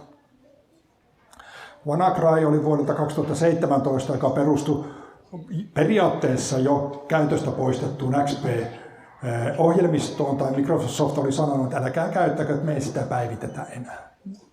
Ja se, minkä takia se pääsi otsikoihin ja levisi noin laajasti, oli, että sitä nyt kuitenkin oli, ja Isossa Britanniassa terveydenhuoltolaitokset käytti sitä XPtä, joka tarkoitti, että ne saastuneet sairaalat oli sitten vailla kykyä käyttää internettiä ja palveluita sen jälkeen. Muutama esimerkki tuolta Ukrainan sodasta. Ja Ukrainan sodassa venäläiset on kehittänyt hyökkäysohjelmia, niitä sanotaan vipereiksi, joten ainoa tehtävänä on tuhota kohdeorganisaatiossa olevat tiedot. Ja näitä hyökkäyksiä he aloittivat sen heti vähän ennen sitä 22. päivää ja sitten heti sen jälkeen tavoitteena, että jos sen haittaohjelman sitten sai koneelleen, eli klikkasi jotain huijausviestiä, niin sen jälkeen siinä koneessa ei ollut sitten ei ohjelmistoja eikä tiedostoja jäljellä, että se pyyhki kaiken tyhjäksi. Hyökättiin myöskin sitten satelliittipalveluihin, että tuolla Ukrainalla ei ole semmoista maanlaajuista asevoimilla strategista viestintäjärjestelmää, käytti pitkälti Viasatin satelliittipalveluita. Ja se Viasattiin sitten hyökätti, joka tarkoitti myöskin Euroopassa, että ne, joilla oli sitten Viasatin satelliittiyhteyksiä tai satelliittipalveluita, niin joutuvat sen uhriksi. Me jouduttiin näiden GPS:n spoofingin uhriksi maaliskuussa. Venäläiset on rakentanut semmoinen GPS-häirintälähetinverkosto, niitä on 2500 häirintälähetintä pitkin rajoja, joilla ne käytännössä pystyy lamauttamaan, ja tässä tapauksessa tuolla punaisella alueella GPS:n käytön. Ja Suomessa tarkoitti, että en muista minkä maalainen lentokone ei sitten päässyt Lappeenrantaan laskuun. Suomalaiset sanoivat, että kyllä nyt suomalainen Finskin kuski nyt olisi mennyt vaikka vanhasta muistista sinne se GPS-varassa olla. Mutta joka tapauksessa, kun meidän lentoliikenne perustuu tällä hetkellä, länsimainen lentoliikenne tuohon GPS, niin Venäjä koko ajan häiritsee sitä tuolla myöskin Ukrainan sodan aikana niin, että GPS-pohjaiset palvelut ei toimi. Se prosessi, jolla jos ajatellaan, että mitä polkua tämmöinen organisaatio saastuu, niin se on esitetty tuossa kuvassa, jossa hankitaan siitä organisaatiosta tietoa. Tähän kybertiedusteluun pätee sama, mikä muuhunkin tiedusteluun, että 80% julkista lähteistä. Kerätään sitä kohteesta kaikki tarvittava tieto, kun on päätetty, että tuohon kohteeseen pitää päästä. Sitä tuo OSINT, eli Open Source Intelligence ja Social Intelligence, eli sosiaalisen median tiedustelu tarkoittaa. Että hankitaan, kun sitä järjestelmästä ihan vapaasti löytyy näitä tietoja, joita voidaan hyväksi käyttää. Analysoidaan sitä tietojärjestelmää, joka sillä kohteessa on. Sosiaalinen manipulointi tarkoittaa niitä huijausviestejä juuri. Se hyödynnetään mahdollisia tietovuotoja ja sitten pistetään se hyökkäys kasaan. No tässä on sitten mitä valtiolle käy, kun huonosti menee. Eli Costa Ricassa presidentti sanoo, että me ollaan sodassa tuota Konti-organisaatiota vastaan, joka on venäläistaustainen kyberrikollisryhmä. Lunashaittaohjelmalla eli kyettiin kryptaamaan 27 valtiolaitoksen järjestelmät ja valtion maksupalvelujen toiminut tilinpito, tulos ja verotus. Eli kaikki ne digitaaliset palvelut, joilla se valtio pyörii enää toiminut. Olisihan se hupeeta, kun ei verotus toimisi. Saisi kaiken rahan käseensä saman tien. Mutta tätä mä oon käyttänyt esimerkkinä, että kun me mennään yhteiskunnassa siihen digitaalisiin palveluihin, niin jos ei sitten samalla rakenneta sitä järjestelmää sietämään näitä asioita, niin näin sitten pääsee käymään. Mun pyydettiin puhumaan muutama sana tekoälystä, joka nyt ei ole mun parasta aluettani, mutta että sanonpa nyt muutakin, kun te olette kuitenkin ChatGPT:tä käyttänyt ja miettinyt, että kuinka upea se ollenkaan on. No tässä on vähän historiakuvaa siitä, että ollaan siellä 1900-luvulla ollut sitten tapulointikoneita ja reikäkortteja, että vanhimmat saattaa niitä muistaakin vielä. Ja sitten voitte mennä tuonne Kanavuoreen tietotekniikkamuseon katsoa niitä vanhoja reikäkorttikoneita.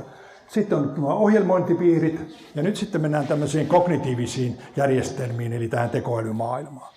Tässä on pelimaailmasta historiaa, että jotkut vanhemmat muistaa 1996, kun tuo IBM-tietokone voitti Garry Kasparovin shakissa.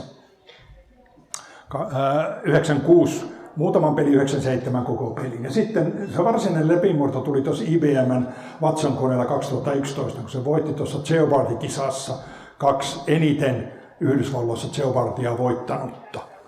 Ja sitten tullaan DeepMind voitti tässä Go-pelissä, jota sanotaan maailman vaikeimmaksi strategiapeliksi. Niin tämä Fan Hui, joka oli sen ajan niin kuin huippupelaaja, sanoi, että hän ei voi käsittää, miten joku voi pelata tätä peliä näin. Ja sitten siellä on verkkosakkia pelattu ja Dota 2, joka on myöskin tämmöinen strategiapeli. Ja sitten mennään tähän GPT. No tässä on jo, tämä on muistaakseni jo tässä aikaa. Tästä on varmaan jo 10 vuotta sitten, kun aloitettiin näiden tekoälyjen kanssa tekeminen, niin siinä sitten tehtiin 3 tekoälyä, Alice, Bob ja Eve. Ja niiden välillä piti luoda kommunikaatio, mutta niin, että Alice, joka lähetti viestin, mutta vain Bob osaa sen avata. Ja kun ne aikanaan keskusteli, niin näin sitten todellakin kykenivät kommunikoimaan. Ja me ei tälläkään hetkellä tiedetä, mitä ne keskusteli. Ne loivat salatun kommunikaation keskenään nämä 3 älyä, me ei tiedetä, mitä se oikeasti on. Koska se tehtävä oli vain lähettää Alicen niin, että Bob osaa sen purkaa, eikä sitä ihmistä osaa purkaa. Mennään näihin autonomiset järjestelmät, on sitten tätä. Näin. Tuo laiva, mikä tuossa näkyy, niin se on todellinen laiva, jossa ei ole yhtään ihmistä töissä. Se on 40 metriä pitkä sukellusveneiden etsintä- ja torjunta-alus. Kulkee varmaan jossakin Tyynellä merellä. Siinä on kannella kyllä ihmisiä, kun ne siellä satamassa ihmettelee uutta ja upeaa järjestelmää, mutta siellä se lähetetään täysin ilman ihmisiä merellä. Lentäviä härpäkkeitä on jo olemassa kaiken kokoisia. Teollisuusrobotithan nyt on jo vanhaa tuotantoa. Lääkinnälliset robotit on jo käytössä, siis että leikkaava lääkäri on verkon päässä jossakin ja leikkausrobotti tekee sen leikkauksen. Ja sitten kun teitä sen puolison kanssa on kaikki jutut kerrottiin, niin haette Gigantista tuommoisen kaverin sinne aamukahville, sitten voitte jutella sen kanssa sitten, kun on kaikki sanottu, mitä on tarvissa. Eli siihen tekoälyyn liittyy tämmöisiä käsitteitä, mä en näitä käy sen tarkemmin läpi, mutta siihen liittyy syväoppimista ja siihen liittyy koneoppimista ja suosituksetta ja ennustavaa analytiikkaa, eli pitkälti sitten datan keräämiseen, käsittelyyn ja opettamiseen liittyviä asioita. Mä hyppään nuo yli. Kun me käytetään tätä tekoälyä niin kuin positiivisessa mielessä tässä kybermaailmassa, niin firmat on kehittänyt järjestelmiä tunnistaa niitä kyberhyökkäyksiä. Tuossa menemättä myöskin nyt noihin menetelmiin, niin perinteisillä virustorjunta palomuurijärjestelmillä voidaan 80% viruksista havaita.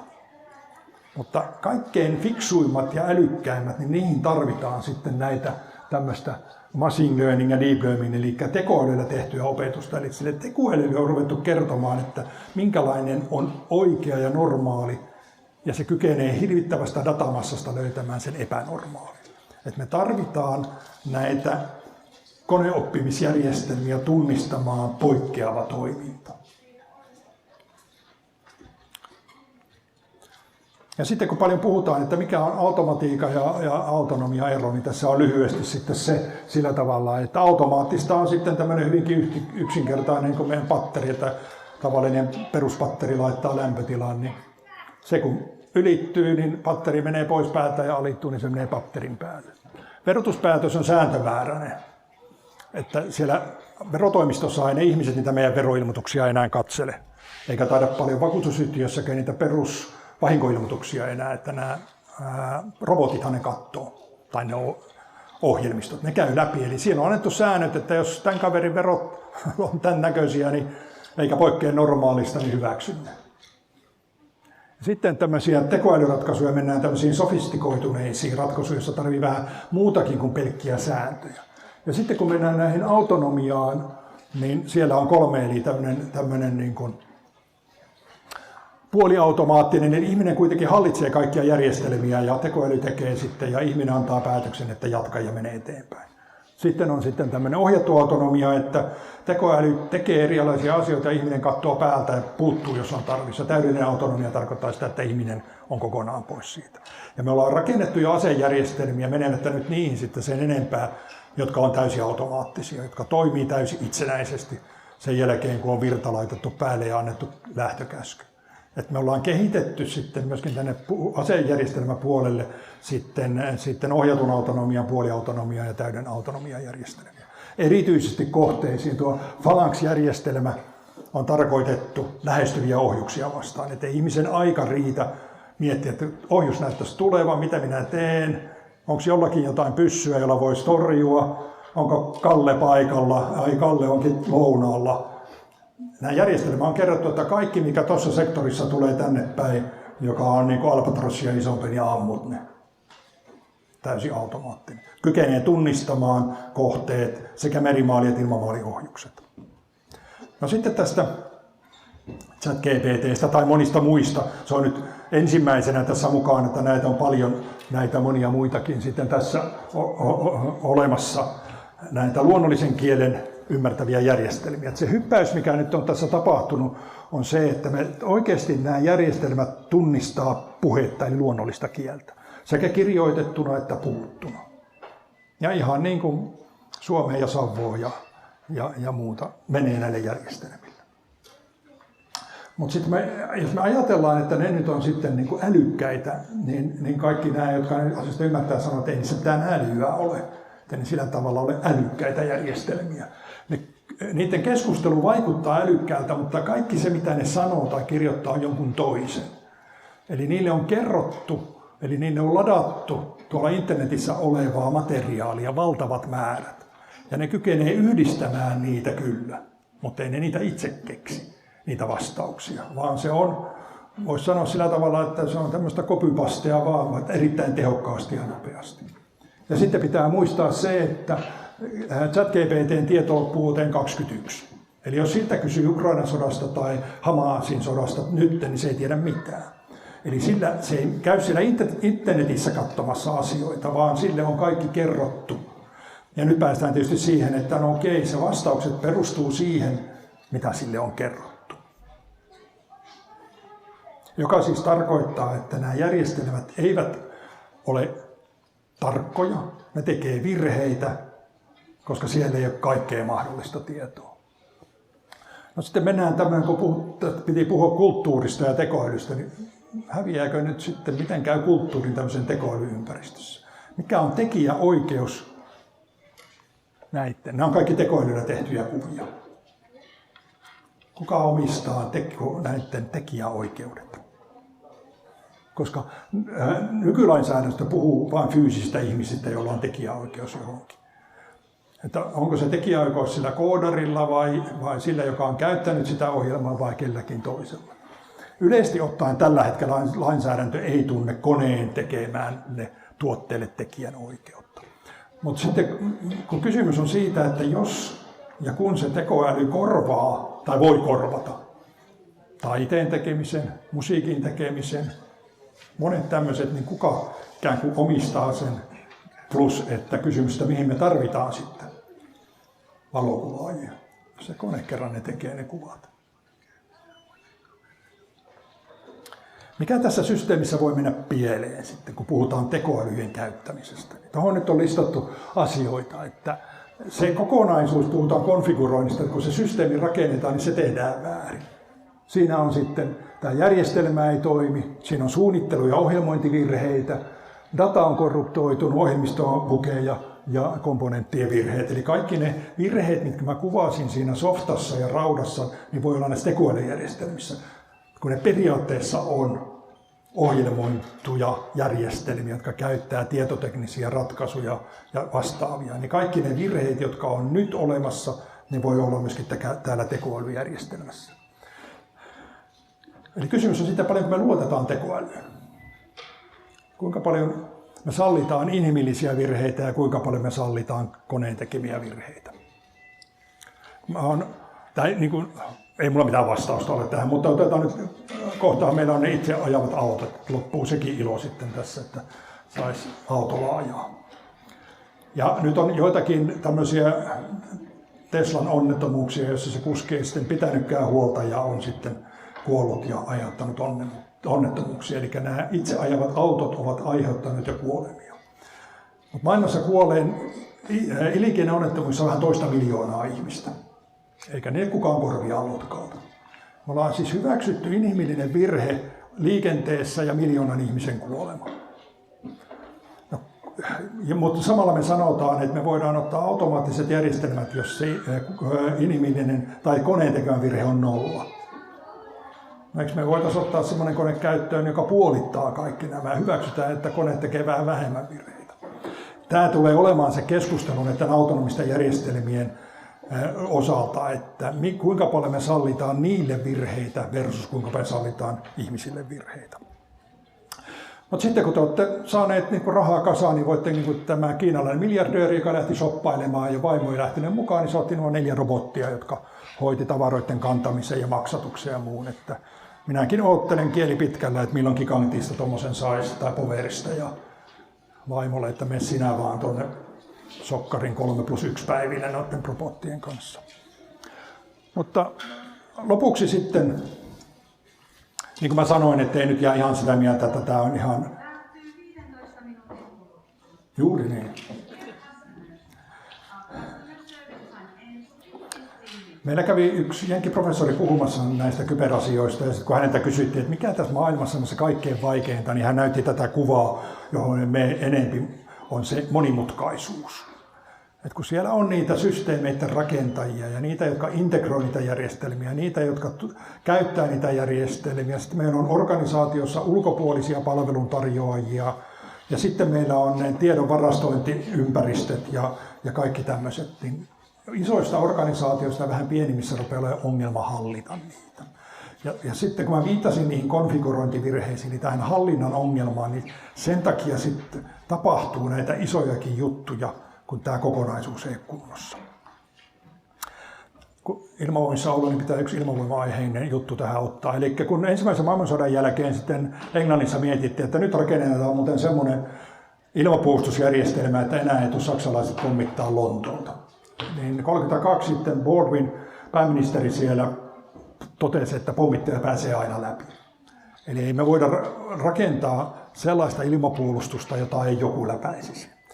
Ja mä oon käyttänyt yhtä kuolematonta ajatusta siitä sitten muutettuna tähän, että myöskin kybermaailmassa hyökkääjä pääsee läpi, jos sillä on rahaa, osaamista ja aikaa, motivaatiota. Että organisaatioille, kun mä tätä olen käynyt läpi, niin on sanonut, että on lähdettävä siitä ajatuksesta, että tämmöinen hyökkäys voi päästä läpi. Me ollaan nyt puhuttu noista uhkista, joita tekee vandaalista sotaan saakka. Me ollaan puhuttu niistä haavoittuvuuksista, joita on ihmisten toiminnassa, meidän teknologiassa, jota me käytetään, ja organisaatioiden prosessissa, ja ne riskit, mitkä pahimmillaan tarkoittaa sitten noita. Siellä voi mennä liiketoiminta pilalle. Maailmalla on mennyt organisaatioita nurin sen takia, että nämä liiketoimintatiedot on varastettu. Sitten siellä on maineenhallinnan kannalta, että jos teidän pankista tulisi viesti koko ajan, että taas pääsi konnat läpi meidän järjestelmässä, mutta ei mitään hätää. Niin nämä maineen hallinnat on joissakin tapauksissa vielä enemmän kustannuksia vaativaa kuin itse järjestelmän korjaus. Ja sitten on tuo oikeudellinen GDPR, 2 tai 4% liikevaihdosta kuin sakkoja. Niin lopputulemahan Vastaamossa oli se, että se yritys meni nurin. Se ei kyennyt korjauskustannuksia maksamaan, eikä näitä viranomaisen määräämiä sakkoja. Ja ne mun ratkaisut tähän liittyy johtamiseen, kulttuuriin ja teknologiaan. Eli kaikki lähtee organisaatiossa siitä, että tätä turvallisuutta johdetaan. Se lähtee sitä ylimmästä johdosta. Ja se hoitaa sen, että työntekijät osaa asioita ja osaa tehdä asioita oikein. Ja sitä kautta rakennetaan organisaation kulttuuria. Mä tuolla Rengashotellissa on ollut aina, jos on auto, niin siellä on ollut semmoinen, että montako päivää ilman työtapaturmaa. Eli siellä on niin lähdetty tämmöistä turvallisuuskulttuurista, että miten täällä kaikki tekee asioita, ettei käy huonosti. Ja sitten tulee se turvallisuusteknologia. Et kovin usein on törmännyt siihen, että johto ajattelee, että hankitaan semmoinen palomuuri ja virustorjunta, että ei tule rikolliset läpi. Ja se on se ikään kuin se viimeinen juttu, ennen kuin nuo on kunnossa. Mä hyppään tuossa muutamaan asian yli 2 viimeistä. Eli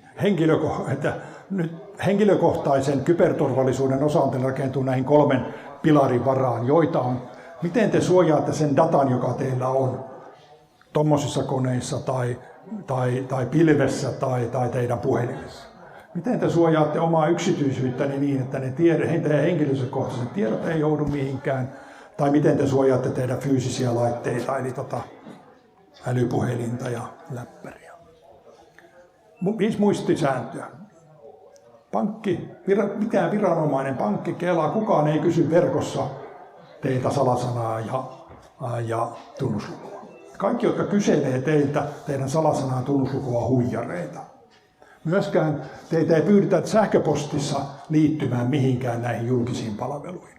Pankki ei pyydä ja Kela ei pyydä, eikä vero pyydä, eikä kukaan pyydä. Muuta kuin huijarit pyytää. Liity tällä linkillä sinne palveluun. Applikaatiot, mä olen sanonut, että mikään täällä ei ole ilmasta. Ja senkin sanon, että kaikki, mikä on upeata ja ihanaa ja muuta. Että mulle aina välillä tulee melkein viikoittain joku Tatjana ja Irina kovasti muuhun ihastunut ja haluaisi vähän kuvia ja niin kuin keskustella myöhemminkin. Ja siellä on kuitenkin joku hampaaton mummo taustalla lähetellyt niitä viestejä, ettei ole ollenkaan ihania kuin niissä kuvissa.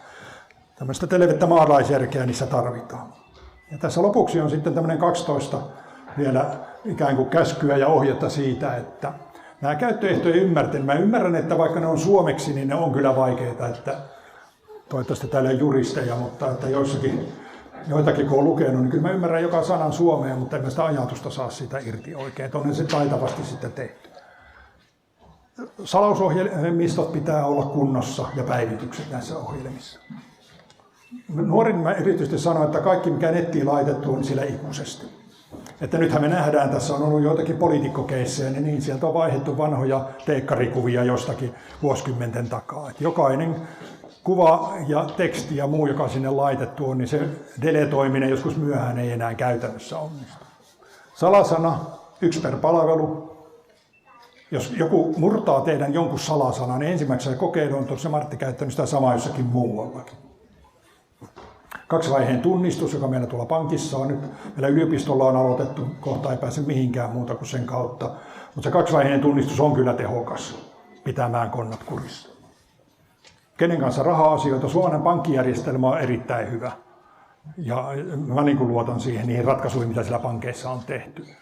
Mutta sitten jos te verkosta joku myy teille 5 000 Ferraria ja lähetätte rahat, niin voi olla, että sitä Ferraria ei koskaan tule pihaan. Tuntemattomat netissä, tämä erityisesti koskee nuoria, jotka sitten on ehkä alttiita sille, mitä sieltä tulee. Epäilyttävät postit, että jos minä en tunne lähettäjä, niin en avaa liitetiedostoa, enkä niitä linkkejä tietysti, enkä mä välillä avaa niitä postejakaan. Ja sitten opiskelijat väittävät, että on mua vaikea saada kiinni, mutta mä oon tehnyt ajatukset, että jos joku haluaa muhun saada yhteyden, niin kyllä se sitten keksii jonkun keinon, jos sen satu vastaa viesteihin. Muiden lisälaitteet, Konnat on keksinyt senkin, että noissa lisälaitteissa te olette ehkä jossakin, esimerkiksi lentoasemalla on tämmöisiä latauspisteitä. Niihin latauspisteiden sähköjohtoihin ja niihin on asennettu haittaohjelmat valmiiksi. Et jokainen, joka laittaa sen kiinni, imuroi sieltä sen haittaohjelman. Etätyöskentely, nyt kun korona-aikana on monet siirtyneet etätyöskentelyyn, tuo VPN kuitenkin auttaa aika paljon siitä, että kun mennään yrityksen tietoihin, niin sitten mennään tämmöisen suojatun yhteyden kautta. Varmuuskopiointi. Mulla on kotona 2 erillistä varmuuskopiolaitetta tai kovalevyjä, jotka ei koskaan ollut verkossa, jossa on kaikki tärkeät tiedot. Että vaikka lastenlapset särkisivät mun koneen, niin mulla ei mitään hätää, mä otan sieltä varmuuskopiosta ne kaikki mun tärkeät tiedot. Ja sitten tämä viimeinen, että kannattaa miettiä ennen kuin klikkailee niitä. Että se ongelma, mikä nyt on selvästi, kun on tutkittu ihmisten käyttäytymistä, on siitä, että me siellä netissä mennään ja klikataan ja katsotaan ja avataan ja tulee niitä viestejä ja muuta. Ja se on sitten tämä ensimmäinen, että mieti hetki ennen kuin sitten klikkailet jotakin. Kiitoksia.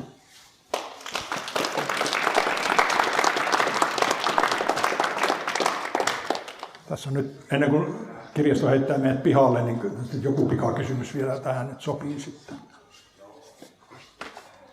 Miten toi Putinin, kun kasvojen tunnistusohjelmaa, niin voiko tunnistaa, että tuo on Putin tai tuo on valehtelija? Voi. Nykyiset kasvojen tunnistusohjelmat on sellaisia, että siinä ei ota mustat lasit, pipo eikä peruukki. Kiinalaiset on kehittänyt myös järjestelmiä, joilla ne on kaikista kiinalaiset ottanut myöskin niitä heidän kulkemisesta. Kun te menette Kiinaan, niin siellähän on kamerat kaikilla laiva- ja rajaylityspaikoilla.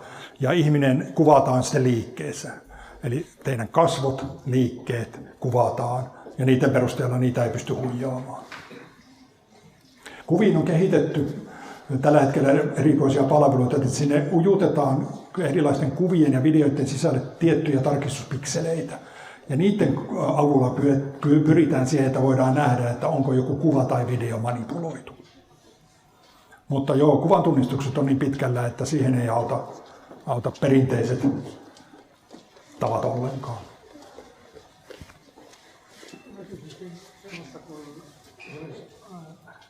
Haluaa yhteyden johonkin ja kirjoittaa Googleen, niin sieltähän tulee, että paljon mahdollisuuksia jatkailuihin. Mutta nythän on varoituksia siitä, että esimerkiksi pankkiin pitäisi aina mennä www.pisteen kautta.